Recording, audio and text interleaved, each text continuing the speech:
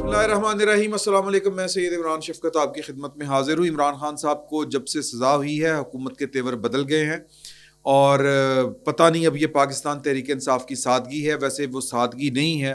کہ وہ کس کے دم خم کے اوپر,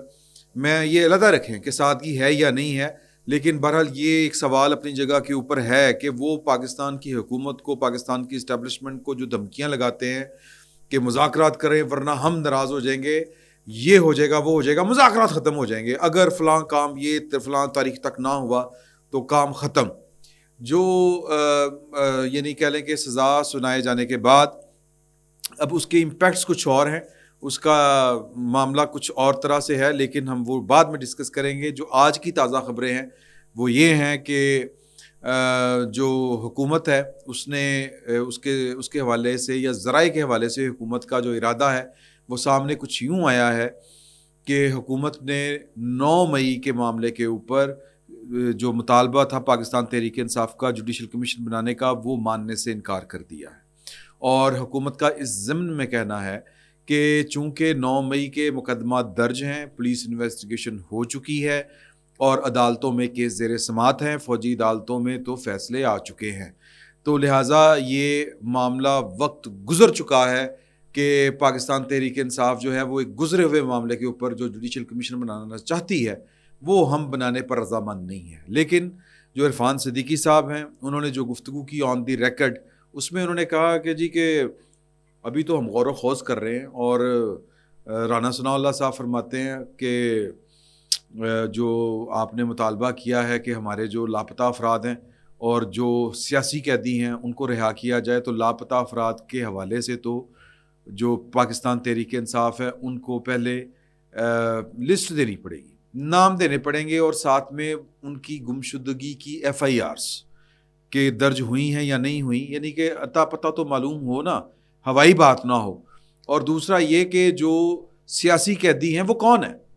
کیونکہ جو اس وقت پاکستان کی جیلوں میں ہیں ان میں سے تو سیاسی قیدی کوئی نہیں. عمران خان صاحب 9 مئی کے حملوں میں ملوث ہے, ماسٹر مائنڈ ہے حکومت کے کھاتوں میں, اور جو باقی ان کے دیگر ساتھی ہیں وہ بھی قید ہیں, وہ یاسمین راشد صاحبہ ہوں, دوسرے تیسرے جو ہیں وہ اجاز چودھری صاحب, اور ان کا نام کیا, میاں محمود الرشید صاحب, تو یہ تو سیاسی قیدی نہیں ہیں. اور کچھ سیاسی قیدی جن کو وہ سیاسی قیدی کہتے ہیں ان کو سزا ہو چکی ہے, تو لہٰذا وہ پتہ لگانے کی کوشش کر رہے ہیں. بیسیکلی تو یہ دوسرے الفاظ میں انکار ہی ہے. لیکن عرفان صدیقی صاحب کہتے ہیں کہ جی کہ غور و خوض کر رہے ہیں, ابھی ہم نے فیصلہ نہیں کیا کہ ہم نے کیا جواب دینا ہے, چونکہ انہوں نے اپنے یہ مطالبات دیتے ہوئے بڑا وقت لیا تھا, اب ان مطالبات کے اوپر غور کرتے ہوئے تھوڑا سا وقت لگے گا. سلمان اکرم راجہ صاحب نے ایک ٹویٹ کیا ہے, اور اس کے ساتھ ہی بیرسٹر گور صاحب نے آج صحافیوں کے ساتھ جیل کے باہر, اڈیالہ جیل کے باہر جو گفتگو کی ہے وہ بڑی مزے کی ہے.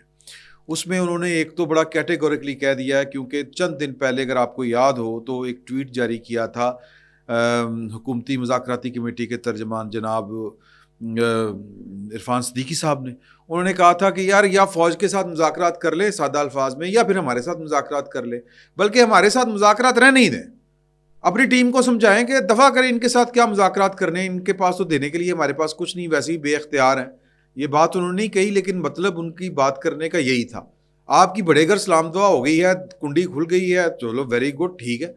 ویسے بھی انہوں نے ملاقات کو انورٹڈ کوما میں لکھا تھا کہ ملاقات آپ کی اگر ہو گئی ہے, ویسے تو مجھے ایک ایک ملاقات کے ڈائلاگ کا اور ایک ایک نقطے کا پتہ ہے, لیکن بہرحال چلیں, پاکستان تحریک انصاف اور اس کے جو سربراہ ہیں وہ کہتے ہیں کہ جی ملاقات ہوگی, خوش آئند ہے, یہ ہے وہ, تو پھر انہی کے ساتھ بات کریں.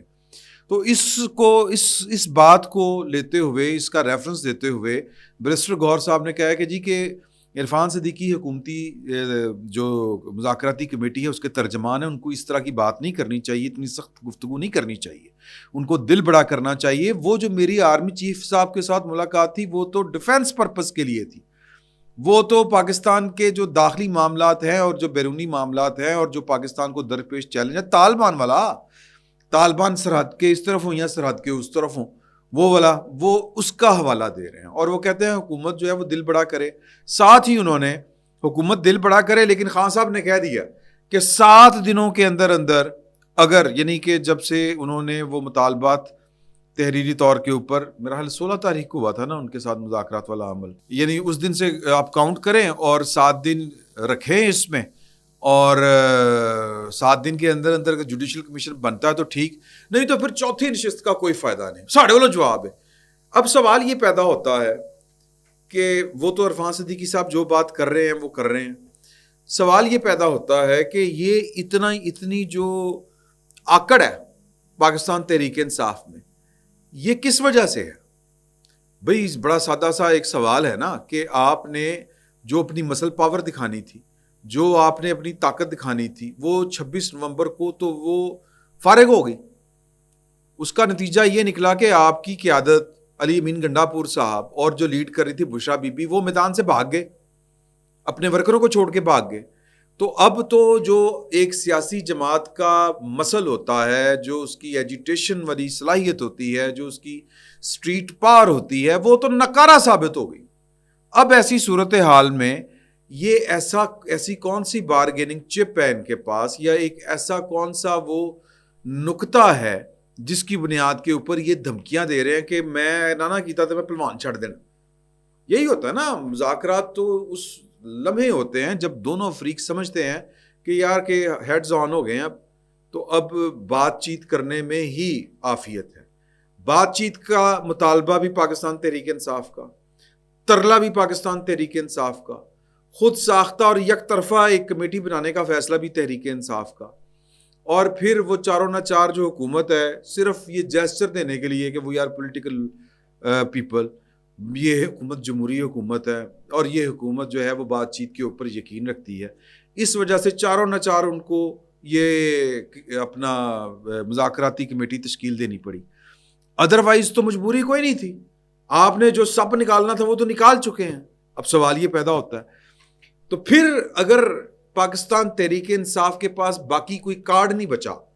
سٹریٹ پاور والا بھی کارڈ استعمال ہو گیا ہے, لاسٹ کارڈ, تو پھر یہ دھمکی کیا ہے؟ جواب یہ ہے کہ یہ ابھی تک جو ہیں وہ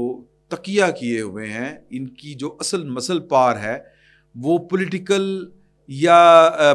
ورکر یا سٹریٹ پار نہیں ہے, وہ بندوق کی طاقت ہے. اور وہ بندوق کی طاقت کہاں پہ ہے؟ وہ پاکستان کے اوپر حملہ آور ہے. وہ تحریک طالبان پاکستان ہے, کل عدم تحریک طالبان پاکستان, اور ان کو جو مدد حاصل ہے افغان طالبان کی. اور افغان طالبان کو ڈالر کہاں سے آتے ہیں؟ افغان طالبان اس وقت کس کے میں وہ لفظ نہیں کہنا چاہتا, کس کے کہنے کے اوپر یہ سب کچھ کر رہے ہیں, کن کے آنکھیں ویکھے میں ہیں. تو یہ ایک بہت بڑا نیٹ ورک ہے, یہ ایک بہت بڑا فیکٹر ہے. چائنا فیکٹر اس کے پیچھے ہے, اس کے پیچھے اسرائیل فیکٹر ہے, یہ ساری باتیں ہیں. تو پاکستان تحریک انصاف اور عمران خان صاحب بیسیکلی جو بار بار حمود الرحمان کمیشن رپورٹ پڑھیں یا پارٹ 2, اس نے اپنی اقتدار کے لیے جو تھا وہ تو اقتدار کے اوپر قابض تھا.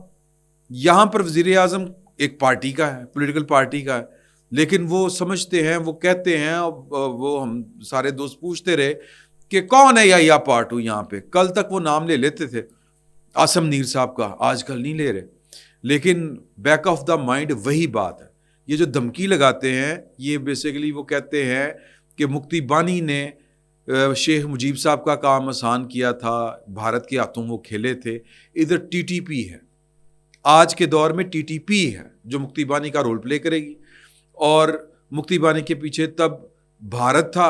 اور اب اس کے پیچھے بھارت ہی ہے, لیکن طالبان کے ذریعے, طالبان کی شکل میں, طالبان افغانستان کی شکل میں. تو یہ ایک ان کے پاس جو دھمکی ہے نا وہ کہ جی کہ ساڈے نال مذاکرات کرو, 7 دنوں کے اندر کر لیا ٹھیک ہے, نہیں تو پھر ساڈے پلوان آن گے تو نبل لین گے. وہ یہ کہنا چاہ رہے ہیں پاکستان کی ریاست کو بنیادی طور کے اوپر دھمکی یہ, اور پاکستان کی ریاست مت چکی ہوئی ہے, طے کر چکی ہوئی ہے کہ ان کے ساتھ لڑنا پڑے لڑیں گے, مرنا پڑے مریں گے, ان کو ان کے گھر تک پہنچا کے آئیں گے. آتے ہیں یا نہیں آتے یہ ایک علیحدہ بات ہے. تو ویسے بھی جو کہہ لیں کہ پوری قوم ہے وہ پھر جب یہ لڑائی شروع ہوگی باضابطہ طور پر, تو وہ پھر فیصلہ کرے گی کہ بچیوں کے اسکولوں کو بند کرنے والے اور اپنا جو ایک کلچر ہے اس کو اسلام کے نام کے اوپر پاکستان کے اوپر نافذ کرنے کی کوشش کرنے والوں کے ساتھ ان کا کوئی تعلق ہے یا نہیں ہے،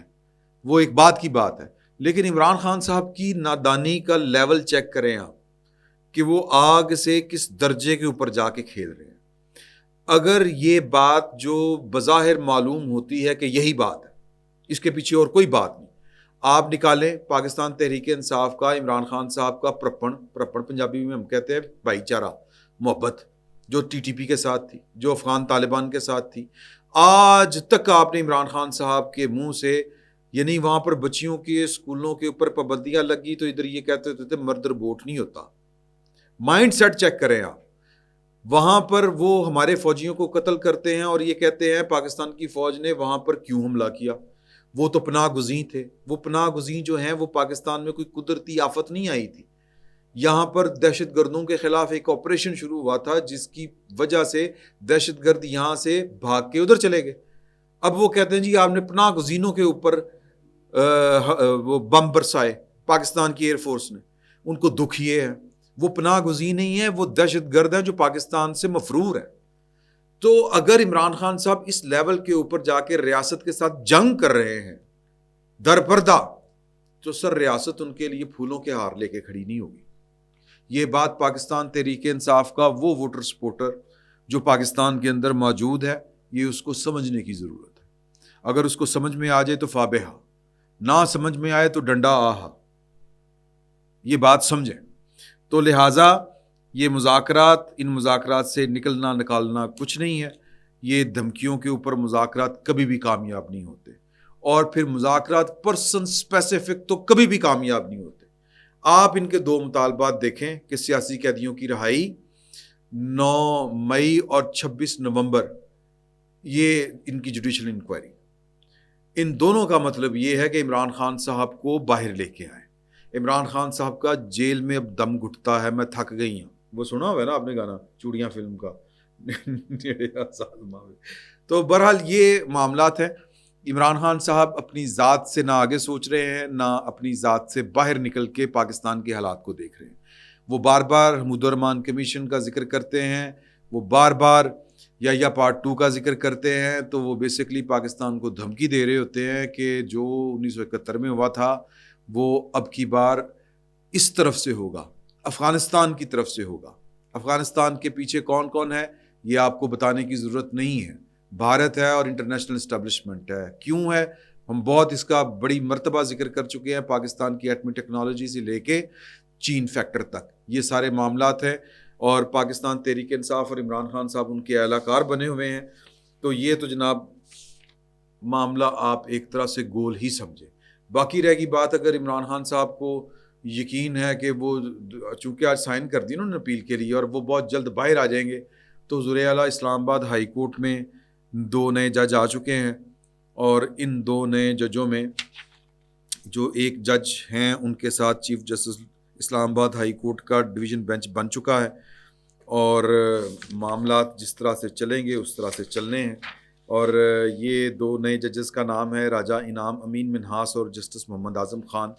اب آپ کو بات سمجھ میں آئی ہوگی کہ یہ بار بار جو پاکستان کی طرف سے یا عدالت کی طرف سے، ریاست پاکستان کی طرف سے جو 190 ملین پاؤنڈ کیس کی 1-2 دفعہ جو تاریخ آگے بڑھی ہے، اس کے پیچھے کہانی یہ تھی جو اس فقیر نے آپ کے ساتھ شیئر کی تھی کہ اسلام آباد ہائی کورٹ میں چونکہ جنونی گروپ حاوی ہے، اس جنونی گروپ میں گنجائش نکالنے کے لیے 26ویں یعنی ترمیم کے تحت 2 جج آنے تھے، وہ آ چکے ہیں۔ تو اب جو ہوگا وہ آپ کو پتہ ہے۔ ظاہر ہے کہ پاکستان کی ریاست کے ساتھ آپ اس کو دیوار کے ساتھ لگانے کی کوشش کریں گے، آپ پاکستان کی ریاست کو بلیک میل کرنے کی کوشش کریں گے، آپ پاکستان کی ریاست کو یہ بتانے کی کوشش کریں گے مجھے یا تو وزیر اعظم بنائے، نہیں تو میں ملک توڑ دوں گا، میں کے پی کو علیحدہ کر دوں گا۔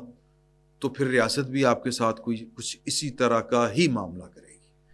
وہ عدالت میں معاملہ کرنا پڑے اسی طرح کا کرے گی، وہ میدان میں کرنا پڑے اسی طرح کا کرے گی، وہ مذاکرات کی ٹیبل پہ کرنا پڑے اسی طرح کا کرے گی۔ جی ہو جا منہ اوہ جی چپیڑ۔ فی الوقت اتنا ہی، بہت بہت شکریہ۔